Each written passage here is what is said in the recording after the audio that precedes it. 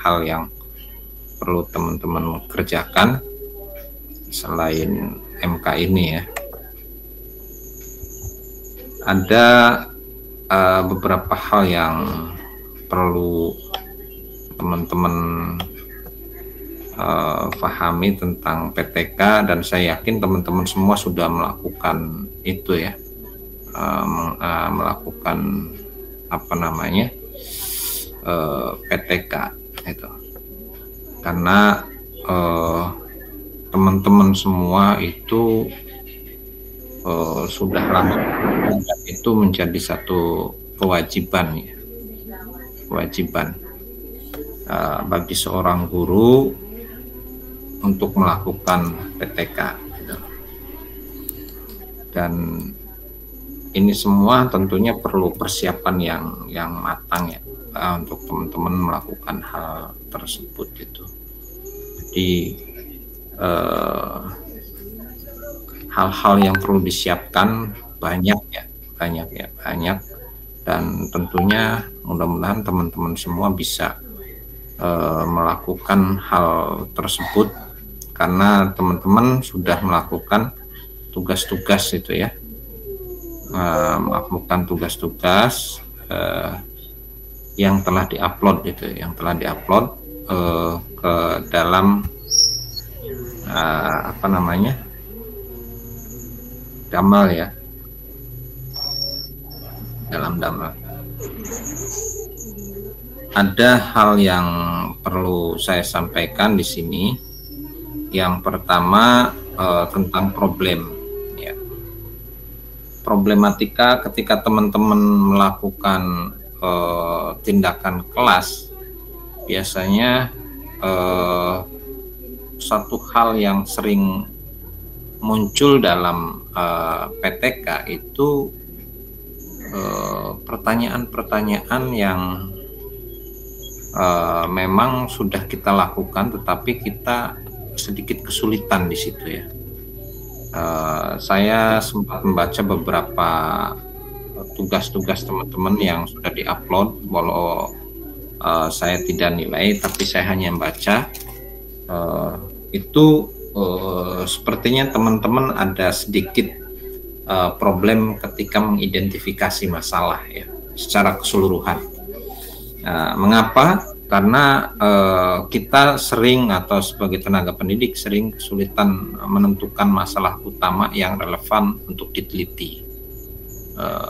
Tentunya ketika kita agak sulit menentukan masalah utama untuk diteliti, berarti sepertinya kita ini betul-betul sudah tahu bahwa di sini ada problem, tetapi problem mana yang harus diperbaiki itu ya, dan kita itu sulit fokus. Makanya dalam sebuah penelitian itu biasanya kalau misal tentang efektivitas, misal metode belajar apa dalam meningkatkan apa, ini fokusnya di mana.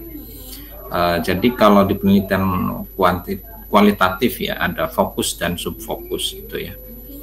Jadi fokus penelitian kita itu pada arah mana? Kalau peningkatan kelas ya berarti kita harus fokus ke peningkatan prestasi, ya berarti ke peningkatan prestasi. Kalau strategi belajar ya kita fokus tentunya fokus utamanya di peningkatan strategi belajar ya.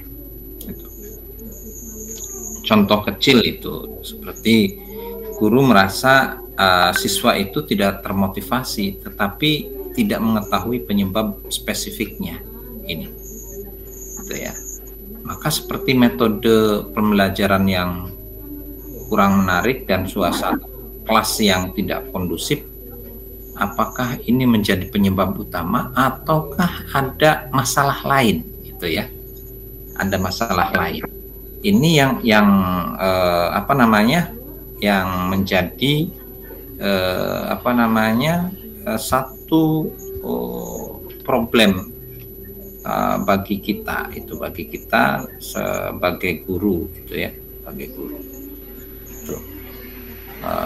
Tetapi ketika kita memiliki problem itu, solusi seperti apa sih, gitu ya.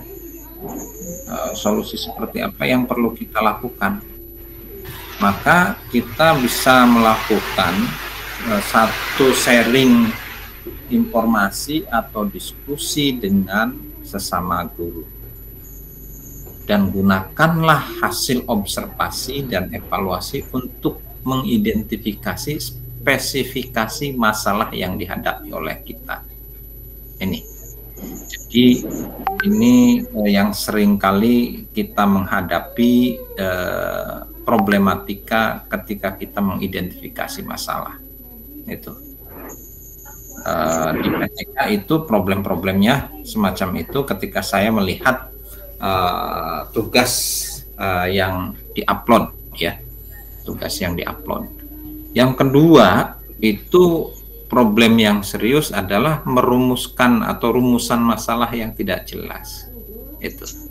Jadi rumusan masalah yang terlalu luas atau tidak spesifik membuat PTK itu sulit diarahkan.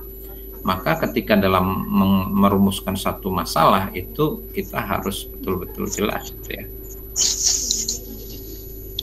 Seperti bagaimana meningkatkan hasil belajar siswa di kelas. Itu. Jadi ini terlalu umum, tidak fokus pada penyebab atau aspek tertentu yang menyebabkan terjadinya peningkatan hasil belajar. Padahal PTK itu kan harus fokus, harus spesifik, ya. Itu. Tetapi di rumusan masalahnya itu masih terlalu umum, itu ya, masih terlalu umum. Ini tentunya perlu teman-teman pahami secara general, ya, tentang PTK. Nah, solusinya ketika kita membuat rumusan masalah yang fokus pada aspek tertentu, tentunya kita harus masuk kepada metode atau media atau keterampilan tertentu, ya. Itu sudah fokus sehingga nanti treatmentnya juga akan spesifik, ya. Contoh, bagaimana penggunaan media visual dapat meningkatkan hasil belajar siswa pada mata pelajaran misal manasik haji, atau pada pelajaran IPA, ya, atau pada pelajaran pada tema manasik haji, ya, langsung ditentukan pada temanya. Itu. Tapi dengan cukup spesifik, misal bagaimana penggunaan media visual, berarti ini ke media visualnya, ya, dapat meningkatkan hasil belajar siswa pada misal mata pelajaran yang IPA atau bahasa Indonesia atau matematik atau apa. Kalau mau lebih spesifik lagi, ya, kita tentukan tema sub pokok bahasan. Tetapi kalau sub pokok bahasan ditentukan, itu biasanya akan dikritik sama penguji ataupun yang lain, karena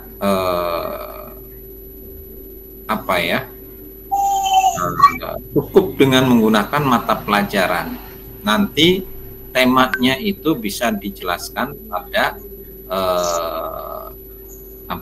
batasan masalah, itu ya.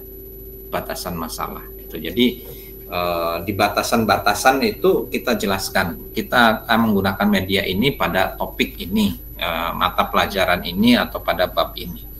Itu jadi peneliti harus bisa membatasi sehingga kalau ditanya, walaupun di rumusan masalah itu langsung pada mata pelajaran IPA, tetapi di situ dapat dijelaskan, itu ya, dapat menjelaskan di bab 1 bahwa yang dibahas adalah pokok bahasan ini pada mata pelajaran ini. Jika tidak dicantumkan di judul, karena biasanya akan dikritik judulnya terlalu banyak, gitu ya. Ini judulnya terlalu banyak kalimatnya, maka harus dikurangi.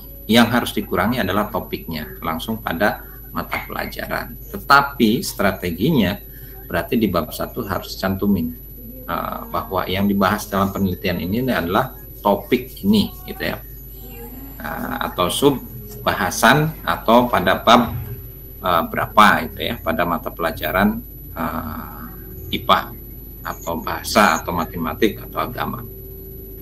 Nah, problem yang ketiga biasanya selain rumusan masalah itu adalah keterbatasan waktu. Ini bahwa PTK itu sebenarnya membutuhkan waktu untuk perencanaan, pelaksanaan, observasi dan refleksi gitu ya. Seperti dijelaskan di awal ada 4 ciri itu. Nah, guru yang memiliki jadwal padat seringkali kesulitan untuk menyelesaikan siklus dalam PTK. Ini problem-problem setelah saya amati ya, gitu ya, sehingga hasilnya tidak fokus pada PTK. Contohnya, guru tidak sempat melakukan analisa data hasil belajar karena harus menyiapkan materi pelajaran berikutnya. Jadi ada yang di submit teman-teman, ada di upload teman-teman itu memang analisa data hasil belajarnya itu tidak ada ya, tidak ada. Jadi harusnya sih ada di PTK ya. Ya tadi problemnya karena guru memiliki jadwal yang padat ya. Dan dia harus melakukan PTK lagi. Ini sebenarnya satu problem yang bisa ditata dengan memanage waktu ya, dengan memanage waktu. Lalu ketika kita memiliki problem itu, masalah waktu, apa sih solusinya yang harus kita tawarkan? Ya solusinya yakni rencanakan tindakan dalam lingkup kecil yang lebih realistis dalam diri kita atau ketika kita mengajar di kelas tersebut ya. Jangan sampai kita melakukan tindakan atau ruang lingkup yang besar sehingga itu menyebabkan tidak realistis ketika kita bekerja. Kita sibuk tapi pinginnya lebih besar pokok bahasannya. Jadi lebih baik dispesifikasikan itu ya, spesifikasikan, dibatasi realistis mungkin ya, sehingga treatmentnya itu akan lebih mudah gitu ya, akan lebih mudah untuk mendapatkan problematika sesungguhnya dan nanti akan mencari solusi yang sesungguhnya.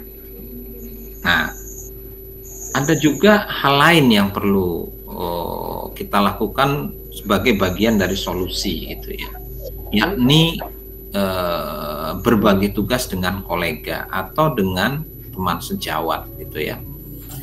Berbagi tugas dengan teman sejawat ketika melakukan PTK itu merupakan salah satu hal yang sangat penting ya, seperti itu ya, minta bantuan untuk observasi atau memberikan pengamatan ketika mengajar. Ini sangat penting sekali fungsi dari kolega. Maka observer dalam PTK itu ketika melaksanakan PTK itu teman sejawat itu sangat penting gitu ya. Lalu observer itu bisa dari teman sejawat, bisa dari kepala sekolah, atau bisa dari guru yang lebih senior itu ya, lebih senior. Ini. Jadi ini problem-problem yang dihadapi ketika kita melakukan PTK dan ketika saya melihat beberapa tugas-tugas yang dikerjakan oleh teman-teman itu ya, oleh teman-teman. Lalu ada juga problem yang lebih serius tentang pemahaman metodologi itu ya. Ini pemahaman metodologi ini agak serius ya, karena tidak semua guru memahami konsep dasar PTK itu. Tetapi ketika saya lihat dari hasil-hasil kerjaan teman-teman semua itu, saya lihat itu konsep-konsep PTK sudah dilaksanakan dengan baik walaupun tidak detail, itu masih secara umum, sehingga konsep dasar PTK yang betul-betul spesifik itu belum terrealisir ya dalam tulisan tersebut itu. Jadi seperti siklus tindakan, pengumpulan data, dan analisa itu. Jadi di bab 3 biasanya ada perencanaan pelaksanaan PTK ya. Jadi nanti siklus tindakannya seperti apa, teknik pengumpulan datanya seperti apa, analisanya seperti apa. Itu ada beberapa uploadan teman-teman itu tidak mencantumkan itu. Berarti ketika tidak mencantumkan, apakah belum paham ataukah ada hal lain itu ya. Ini. Jadi ini sangat penting ya, sangat penting sekali ketika kita mau memahami PTK.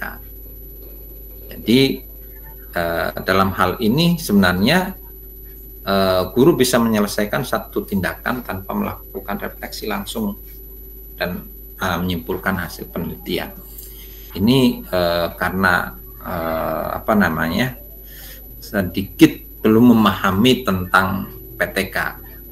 Solusinya ketika kita mendapatkan problematika semacam itu, baik dari teman ataupun dari kita sendiri, tentunya harus ada pelatihan khusus tentang metodologi PTK ya, untuk memahami gitu ya. PTK ini mixed method atau kuantitatif gitu ya, atau kualitatif, sehingga kita paham betul itu ya tentang PTK. Sebenarnya guru bisa menggunakan panduan atau template yang dapat membantu kita bisa memahami proses dalam